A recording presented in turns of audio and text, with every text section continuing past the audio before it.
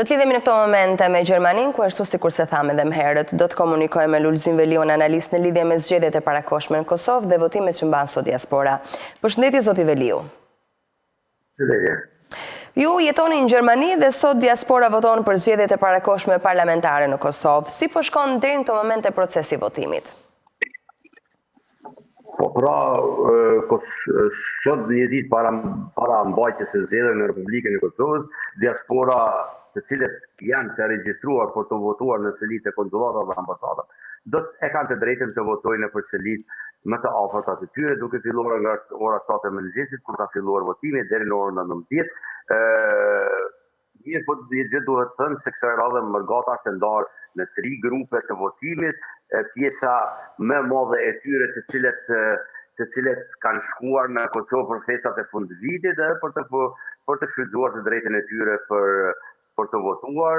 Pastaj 72.000 janë paraqitur për të bërë regjistrimin me postë dhe në selitë e konsulatave, nga ta janë 17.000 të cilët votojnë në 28 ambasada dhe konsulatat të Republikës së Kosovës në vendet të ndryshme, ndërsa pjesa tjetër ka pasur mundësi që votin e tyre ta dërgoj përmes postës, qoftë në Komisionin Qendror Zgjedhor, qoftë edhe në ambasadat dhe konsulatave më të afërta të tyre. Në Dyzerdorf ka filluar si çdo vend tjetër votimi në orën 7 të mëngjesit dhe gjithçka ka shkuar në rregull deri në këtë sipas informacionit që kemi, nuk është se është shënuar ndonjë ekces apo një problem kudo qoftë në këtë seli, dhe unë uroj, por jo vetëm që uroj, por unë e besoj shumë se gjërat e tilla nuk do ndodhin, duke pasur për bazë se Kosova, për dallim nga vendet e tjera të rajonit, ka një traditë të mirë të mbajtjes së zgjedhjeve të ndershme, të rregullta edhe me daljen e rezultateve të shpejta. Uroj se edhe kësaj here të jetë e njëjta gjë dhe nesër të jemi të kënaqur të gjithë, të festojnë të gjithë dhe me shpresë që sa më shpejt që është e mundur të kemi krijimin e qeverisë, pasi kemi kaluar më tepër se një vit që Kosova është pa institucione ekzekutive. E kuptoj. Zoti Veliu, ju thatë që janë rreth 17.000 qytetarë të Kosovës që do të votojnë në 28 ambasada konsulata nëpër Evropë. Pse është një numër kaq i ulët kur dihet në fakt që një pjesë e mirë e qytetarëve të Kosovës jetojnë në Evropë dhe ndoshta numri është shumë më i madh se sa kaq? Pse kjo pjesëmarrje? Unë thash se pjesa më e madhe e tyre i kanë mësyer Kosovën dhe sipas informacioneve që kemi, deri më tani në Kosovë kanë shkuar afërsisht 300.000 bashkëdhëtar, të cilët do ta kenë të drejtën e votimit të drejt për drejt pra në për vendvendimet e tyre në Kosovë. 17.000 janë që votojnë vetëm në konsulata e ambasada, ndërsa 72.000 ka qenë numri atyre që janë regjistruar dhe konfirmuar për të bërë votimin me postë, e nga ai numër është ky 17.000 i ndarë që do të bëjë votimin, që ka dashur të bëjnë votimin drejt për drejt në selitë e konsulatave dhe ambasadave. Ndoshta një pjesë e mirë e qytetarëve dhe janë të mërzitur me daljet e shpeshta në votime, pasi që qytetarët e Kosovës për herë të katërt dalin në zgjedhje brenda vitit 2025. Pra kemi shumë zgjedhje dhe si të tilla ndoshta një pjesë të njerëzve janë të mërzitur, të lodhur dhe ndoshta edhe nuk e mendojnë një gjë të tillë për ta bërë. Ju kuptoj. Zoti Veliu, cila mendoni se është pesha e votës së diasporës në këto zgjedhje? Po, unë mendoj se pesha e votës është dhe duhet të jetë e njëjtë e të gjithë qytetarëve, qoftë atyre që votojnë në Kosovë, qoftë atyre që votojnë në selitë ambasada o konsulatave, edhe atyre që votin e tyre e dërgojnë me postë. Unë nuk mendoj se vota diasporës kësaj radhe do ta bëj atë ndryshimin e madh që e bëri në vitin 21, pra që nga viti 21 tutje, gjithmonë është folur më tepër për votën, se pikërisht e vota diasporës që e bëri ndryshimin e madh dhe i dha lëvizjes vetëndosje më tepër se 50% për të udhëhequr në 4 vite me Kosovën, ndërsa për asaj periudhe e tutje shumë subjekte politike nga Kosova kanë shtrirë aktivitetin e tyre në vende të ndryshme duke riaktivizuar degët dhe të ndegët, apo ndoshta edhe duke krijuar të reja në mënyrë që të marrin edhe ata pjesën e votës së diasporës.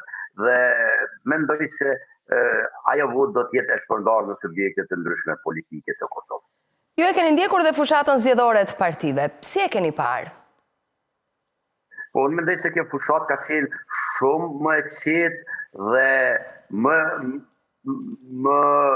më pak njerëz nga ajo që ishte në shkurtin e vitit të kaluar. Në një farë forme edhe kjo tregon atë vullnetin e qytetarëve për të mos u bashkuar për arsye se kemi zgjedhjet e katërta brenda një viti dhe nuk është e mundur që çdo herë për çdo zgjedhje të vrapojmë pas subjekteve me javë të tëra për të mbështetur ata në programet e tyre. Mirë po, diçka që është vërejtur kësaj radhe, edhe gjuha e pjesëmarrësve apo e subjekteve politike ka qenë më butë, ka qenë më jo shumë fyese ndaj subjekteve të ndryshme politike dhe në këtë mënyrë është dhënë një sinjal se këto subjekte, me sa duket kësaj radhe, do ta te i kalojnë gjitha të çfarë ka qenë në të kaluarën dhe do të jenë më bashkëpunuese pas daljes së rezultatit përfundimtar të zgjedhjeve në mënyrë që të krijohen institucionet e Kosovës. Pra, me sa duket, vijat e kuqe janë tërhequr tani nga subjektet politike.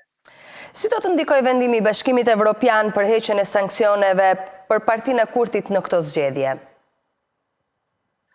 Po, unë mendoj se sanksionet janë vendosur pikërisht në kohën kur Kosova është qeverisur nga Kurti dhe Partia e Kurtit dhe vizjave të vendosje.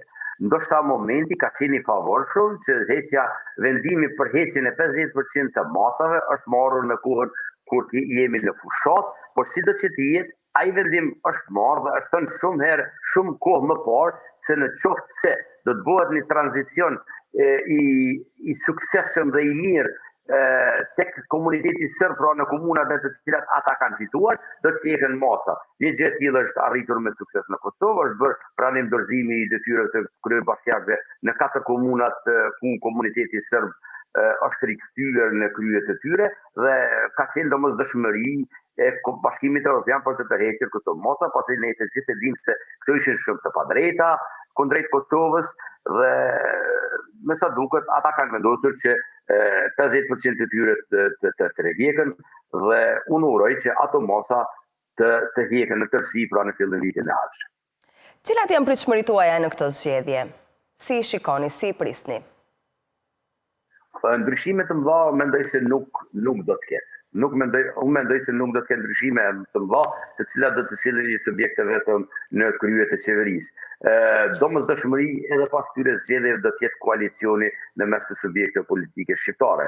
Duke pasur parasysh pasqyrën e Parlamentit të Kosovës, ku nga 120 deputet, 20 vende janë të rezervuara për komunitetet jo shqiptare, ndërsa pjesa tjetër për 100 deputetësh duhet të ndahen në 4 forca politike, apo në 5 forca të cilat janë në garë, 4 prej tyre pritet që do ta kalojnë progun dhe si e tillë e bën të pamundur që një subjekt i vetëm të ketë 50% e votave.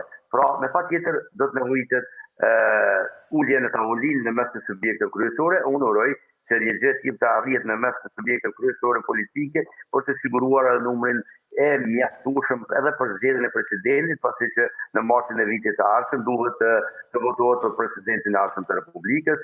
Kosova është pa buxhet, pra në qoftë se deri në fund të shkurtit nuk do të kemi qeverisë dhe miratimin e buxhetit për vitin 2026, Kosova do të jetë në kolaps ekonomik.